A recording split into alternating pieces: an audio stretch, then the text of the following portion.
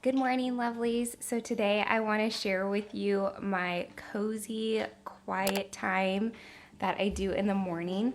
And I do this while my son is up. We've already woken up and had some breakfast. I read my son his Bible story, and then now I'm going to have my quiet time. For my quiet time, I like to spend time in the Word and my Bible with God. I pray, and I'll go more into depth on all that. And then lately, at the start of like this school year, basically, I've started adding in a book that I like to read and just something that I can learn from, that I'm interested in learning about. And I started homeschooling my son this year. We're doing preschool at home right now.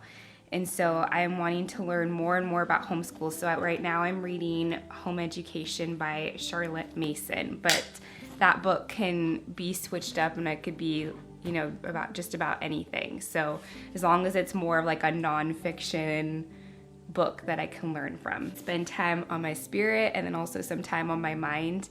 And it just kind of refreshes me for the day and prepares me for my day. Bible, my favorite Bible is this ESV Journaling Bible from Crossway. They don't make this exact same one anymore, but they still have a very similar one. So I'll have this linked below if you're interested. ESV just happens to be my favorite translation. So this is my go-to favorite Bible, but I also like the NLT translation. And this is the NLT Illustrated Study Bible. I believe this one is still in print. I'm pretty sure that they make this one. But I like to use this one too. Sometimes I'll go back and whatever scripture I'm reading, I'll read it in this as well. And then this one has commentary in it, notes and stuff. So sometimes I like to look at the notes in there and read them. But before I start reading my Bible, I like to start off in prayer and just ask God to open my heart and my mind and my spirit to His Word. Typically, like in the morning when I'm praying, I loosely use an Acts model of prayer. A stands for adoration, so like praising God for who He is. And then C is confession, so confessing your sins. T is thanksgiving, and S is supplication, so just asking God for your needs or whatever things you want to ask Him for. So I kind of just start off with that before I get into reading. I've been reading some of the more current comments on my videos. I noticed one thing I've seen a few times is some of you have talked about being distracted when you're trying to pray or having a hard time focusing. Two different things you can try to do when you're praying is one, you can pray out loud. Actually just talking out loud is really going to help you because it makes that conversation with God more real when you're just saying it out loud. Sometimes I'm like having a hard time focusing on praying and I'll just start praying out loud. And it's good because my son's here with me and he can hear me praying and learn from that as well. Another thing you can do is writing your prayers. So if you like to journal or write, you can actually write out your prayers and that will help you stay focused as well. So those are two different things you can try. I'm gonna go ahead and get started and pray, and then we'll get into reading God's Word.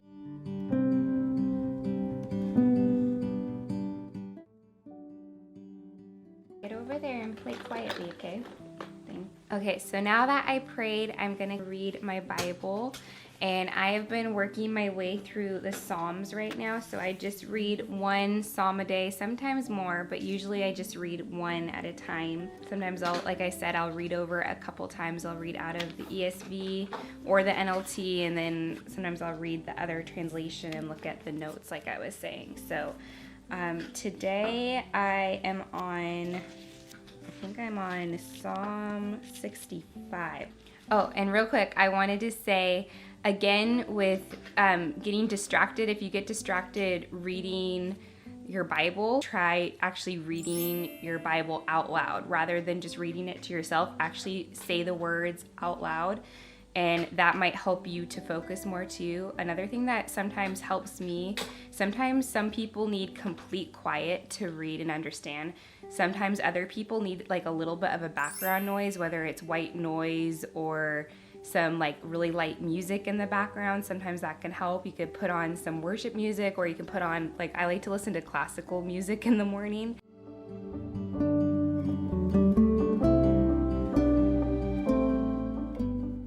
I just read the scripture, and I'm going to go in my NLT and read it and look at the notes. But one thing I wanted to say real quick is that lately what I've been trying to do when I read is I really take my time, just kind of verse by verse, and really trying to think about what I'm reading rather than just reading the whole thing and then like trying to summarize it or think about it. I do that as I go. And I also try to keep it like a conversation with God as I'm reading his word. So like, you know, if I have a question, I'll ask God right then, like right after I read the verse, or I'll thank him for something or praise him for something as I'm reading the scripture, and just talking with God as you're reading his word.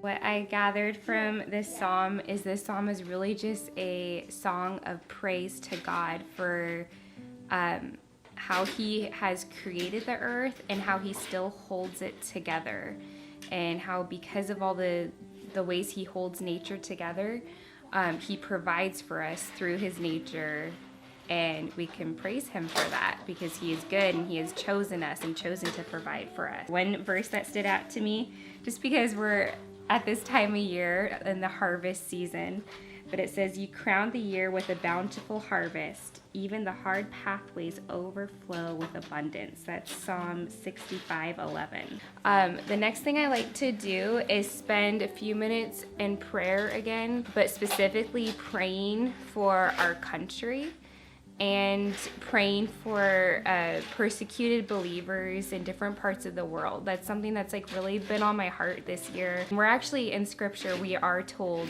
to pray for our government, for our leaders, and we're also told to pray for believers everywhere. So there's actually 2 resources that I use to kind of help me and guide me along through prayer. So when it comes to praying for our country, I'm in the United States of America. There's this organization called Intercessors for America. I'll leave their website below. They have like different things different topics you can pray about each day, so you can get emails from them or notifications, or however you want to do it. But praying about different current topics that are going on in our nation right now. But then they also sent me this little prayer guide, and it has some scripture on it and different things to pray just for our leaders and our government. So that's really helpful. And then the other thing that I use when it comes to praying for persecuted Christians, the organization, the Voice of the Martyrs. This is the 2021 Global Prayer Guide, and you can go on their website and ask to receive a free copy, or you can make a donation and get a copy. But they'll send this to you, and it literally goes country by country of just different countries throughout the world where Christians face persecution. And it's really cool because it actually gives you quite a bit of information. Like today I'm going to be praying for India.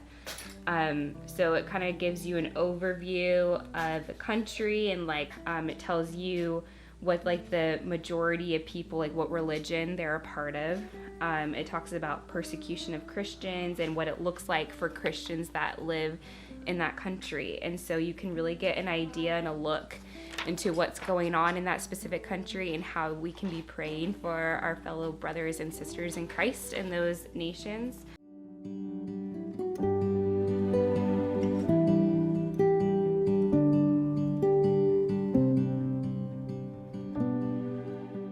So now that I have finished praying, the last thing I like to do, which I talked about in the beginning of the video, is just spend a few minutes reading a book. And like I said, right now I'm reading Home Education by Charlotte Mason. I'm taking my time reading this. There's a lot in this book. It's been really good so far. So if you're a homeschooling mama or you're looking into homeschooling and you haven't read this, I do recommend it.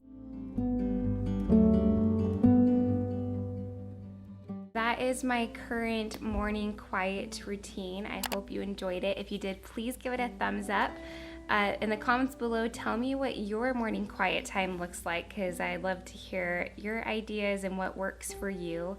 I love you guys, and I'll see you in the next video. Bye.